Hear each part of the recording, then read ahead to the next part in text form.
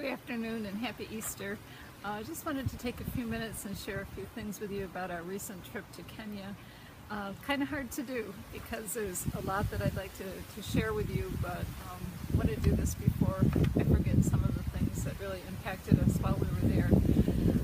I also want to thank you for your work in the Course Ministry to Women in Pain. This trip has kind of confirmed to me how important this class is, not just for us in the States, but also in working with women overseas. My husband and I went with an organization called Women in the Windows International, and this is probably our 6th trip to work with the same group of ladies from South Sudan. We were hoping to go back to the city of Juba, but because of the war there, we were asked to go to Nairobi, and 13 of the ladies came out from Juba, Sudan, and met us there, as well as 4 ladies from Kenya, and 2 of those are refugees from South Sudan. What Women in the Window does is provide training as it's requested, and the goal of this is that it would be training that can be replicated by the ladies themselves as they go back to their homes and villages. So this time we were asked to bring training about micro-enterprise, leadership for women, as well as a Bible study, and then also trauma healing. One of the ladies from Kenya taught about the micro-enterprise, as she herself is a widow and also owns a farm. And she also did a Bible study on the life of Naomi. And this was really relevant to these ladies. Most of them are widows. We found that the majority of these ladies don't have any men in their families because of the war. They've lost husbands, fathers, sons, brothers, nephews, and they are pretty much responsible for providing for themselves and their children. So the micro-enterprise really comes in there as well, as they seek to find ways that they can support themselves financially. The trauma healing was probably the most impactful time for me personally. Thinking about the fact that we were going, at the end of this series, my husband and I would get on an airplane and come back to the States where we would be safe and have food and shelter. And so many of these ladies were going back to the middle of a war, some of them to refugee camps, some to small villages that had been attacked even since we came home. One of the things that we found is that these ladies have not been given a lot of freedom to express their hurt. Somehow there's been the feeling given that if you're a good Christian, you take it to the Lord and you leave it and it's okay. But we know the reality is that sometimes you just need to be able to share your story with someone. So we talked about the fact that a heart hurt is very much like a physical wound, in that it does hurt, it has lasting effects, it can bring more devastation upon you if it's not taken care of, and so on. And then we also talked about the fact that it's okay to cry, and that it's good to be able to share this with somebody else. And we gave the ladies opportunity to get in small groups and share their stories with each other.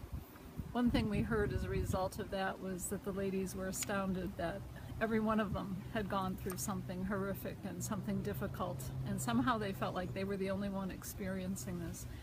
So it was good for them to be able to share this, to be able to cry together, to encourage each other, to pray together, and then to go away just encouraging one another in the Word of God. A couple of the ladies that we heard about, one was Regina, and I would really ask you to pray for her. She's going through real difficult problems medically right now. She has a goiter that needs care.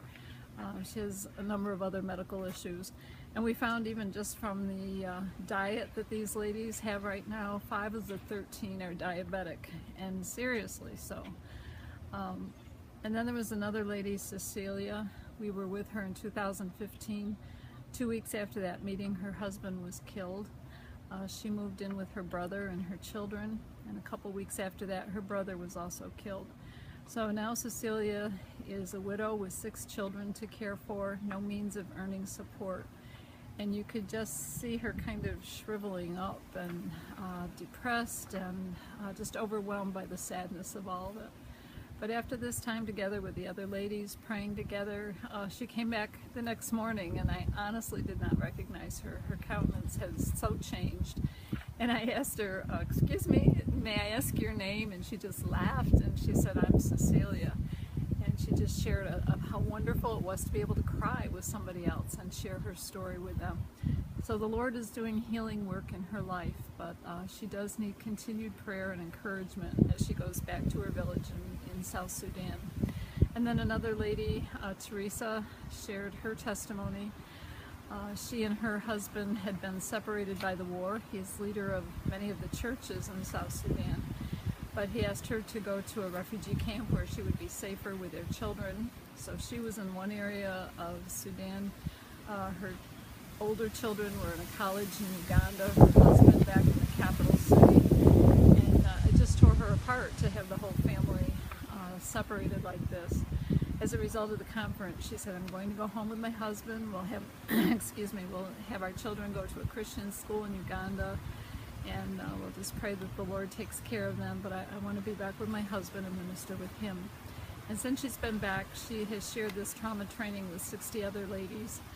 And she said, I'm going to be lifted up spiritually, and I'm going to bake bread, and I'm going to support my family. So the Lord has given these ladies hope. He's given them the realization that they're not alone, that there are people that care about them. Not just overseas, but right there in their own village, ladies that they can pray with, who will care for them and encourage them. But I would really ask your continued prayer. Hundreds and hundreds of people.